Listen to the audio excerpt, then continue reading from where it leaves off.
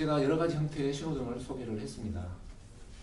생산, 개발, 구매, 서비스. 지금 사실 개발, 생산, 영업 이게 회사의 3대 어떤 기둥 아닙니까? 오케이. 여기에 신호등이 돌아간다. 그 이야기는 이 부서 간의 업무 협조가 굉장히 선순환적으로 돌아갈 수 있다. 그 말이에요. 예를 들어서 고객의 요구사항이 들어왔는데 그게 개발 쪽에서 해줘야 될 일이야. 근데 이 개발부서라는 데는 자기가 가지고 있는 프로젝트도 있어요. 근데 이쪽에서 이거 해달라고 요구가 와. 그러면은 개발부서에서 야, 내가 이거 급하니까 니들은 나 모르겠어. 그러다가 보면은 고객 요구는 처리가 안 되고 있는 거 아닙니까? 그게 일반적인 거야. 근데 개발부서에서 니들이 자기들이 하고 있는 일에 신호등을 부여를 해놓고 그 다음에 외부에서 들어오는 것도 뭔가의 로직에서 신호등을 부여해놓으면은 여기서는 그냥 신호등 순서대로만 작업을 하면 돼. 그것이 자기 원래 개발 업무든 여기서 뛰어오던 업무든. 그렇게 하면은 이게 부서 간의 커뮤니케이션에 원활하게 되면서 선순환적으로 일이 그저 줄 서서 순서대로 이렇게 일은 챙겨져 있으면서 나는 그것만 하면 된다 이 말이야. 생산하고 똑같아. 생산에서는 자재가 투입이 되면은 내가 오는 것만 하면 돼. 내 공장에서. 그런 개념하고 똑같아. 그러면은 이 세 개 부서가 이 신호등에 의해서 굉장히 선순환적으로 업무 협조가 되어 돌아갈 거다. 이게 경영 시스템입니다. 그죠? 네. 뭔가의 업무 프로세스에서 룰에 의해서 그저 나는 내 일을 묵묵히 하고 있을 뿐인데 전체 최적화가 되는 거야. 그게 시스템. 그게 경영 시스템이고 그것이 바로 신호등에 의해서 갖춰진다. 그럼 그 다음 우리가 해야 될 일이 뭘까요? 이쪽 부분일 수도 있어요. 근데 이쪽 부분은 뭐냐? TOC로 보면은 이런 SNG 트리 같은 겁니다. 스트래티지 앤 택틱스. 자, 이거는 우리가 이제 TOC에서 가리키는 큰 전략적인 하나의 로드맵을 이런 다이아그램으로 그립니다. 이건 띵킹 프로세스 중에 하나입니다. 그래서 만약에 이 위에가 이런 전략이 이런 다이아그램에서 로드맵이 쫙 그려져 있고 여기에서 신호등이 돌아간다면은 여기서는 방향, 여기서도 방향성과 같은 순서를 큰 그림으로 그려주고 요거에 맞춰서 이게 돌아가고 또 이게 돌아가니까 이게 현실적인 로드맵이 나온다. 밑에서는 안 돌아가는데 위에서 뭐 큰 그림만 그리면 뭡니까? 뻥이지 뭐. 네?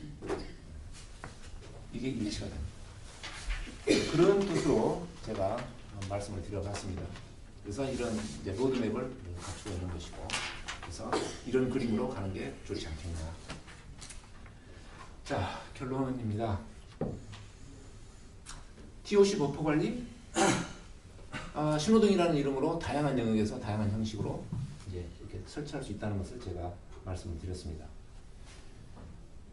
근데 신호등을 우리가 달아서 설치를 한다는 것은 뭐냐? 아까도 말씀드렸듯이 변동성이 있더라도 계획을 준수시킬 수 있는 그런 기능이 있다.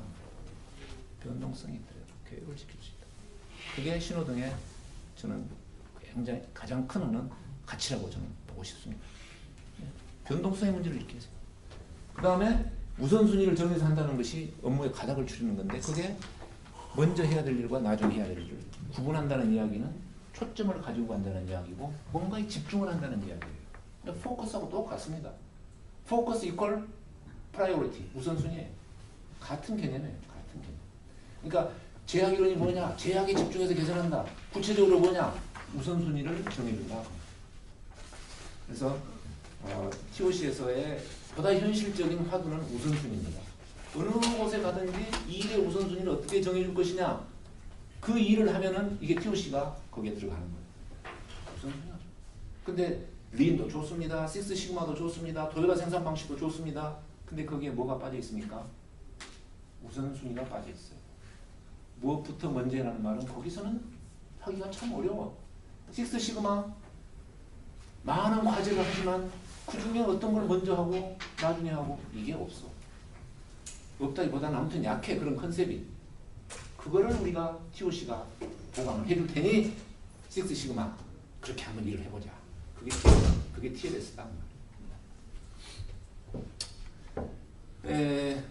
제가요 지금 이 화면을 이렇게 잠깐 이제 마무리하면서 보여드렸는데 이거는 2012년도 11월 달에 온 카톡 메시지입니다. 블랙이 거의 없어져 가고 있다. 출하 차질이 뭐 없어서 납기 존수 98%가 된다. 근데 현장은 편안해 보인다. 근데 그 뒤에 있는 말이 무슨 말이냐? 기술과 관련된 간부 사원들을 모두 품질 변동성 개선 조직으로 탈바꿈시키고 이제 품질 변동성을 잡으러 갈 수 있는 어떤 뭔가 여유가 생겼다. 이게 잡히니까. 뭐가 잡힌다는 거예요? 납기 준수가 되니까 품질 변동성을 이제 더 철저하게 잡으러 갈 수 있는 여유가 생긴 거예요. 그게 회사분이 한 이야기입니다. 제가 지어낸 말이에요.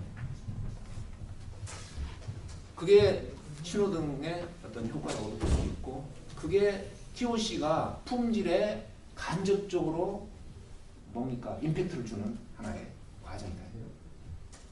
또 이거는 오늘 저쪽 오전에 그 서비스에 적용된 TOC에서 병원 헬스케어 시스템에 적용된 그거를 지금 제가 그대로 한번 보여드렸습니다. 병원 관리할 때도 환자들을 어떻게 이 서비스를 할 것이냐 이게 지금 병원의 퇴원일입니다. 환자의 퇴원일. 그거를 기준으로 해서 이런 신호등을 단대요. 보세요. 여기 뭐 터치타임하고 비슷한 개념 아닙니까? 그림 얼른 봐서. 물론 좀 다르지만 이것도 뭔가의 그런 신호등들. 병원 관리됐어. 그런 것을 우리가 볼 수가 있습니다. 그래서 비단 이게 어떤 그런 뭐 생산, 개발 이런 쪽에만 국한되는 건 아니라 굉장히 많은 영역에서 우리가 쓸 수가 있겠다. 오전에 제가 일본의 TOC 심포지엄 정말 저는 부러워서 이 자료를 이렇게 정리를 해봤습니다. 정말 부럽더라고요. 근데 제목 중에 하나가 품질 개선 활동을 하지 않고 품질을 향상시킨다. 이게요. 아까 제가 요 보여드렸던 메시지하고 같은 맥락 아닙니까? 회사는 다르고 나라는 달라도 하나의 그런 TOC라는 원리 속에서 거의 같은 어떤 방향을 우리가 가고 있다. 그래서 그런 그 사람들을 만나면 즐거워요. 자기하고 같은 길을 가고 있다. 같은 생각을 하고 있다는 사람은 뭐 일본인들 어떻습니까? 즐거워요. 그런 사람들을 만나면. 응? 그래서 제가 그냥 이렇게 한번 적어봤습니다. 끝입니다. 자, 시간 맞춰서 하느라고 제가 좀 서둘러서 많이 했는데 일단 제 저기는 마치고 적당하게 질문 있으면 질문하고 하겠습니다. 감사합니다.